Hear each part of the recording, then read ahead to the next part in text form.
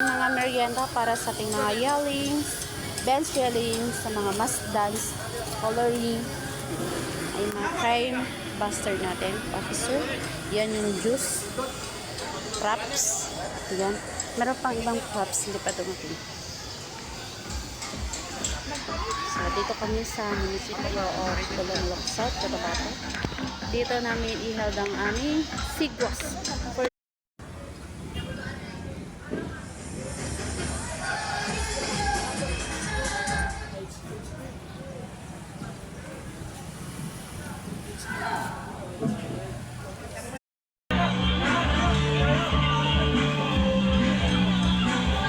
Merienda sa mga bench shelling at mas dance yung mga foods nila.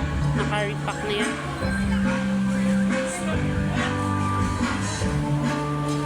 Waiting na lang tayo sa mga participant.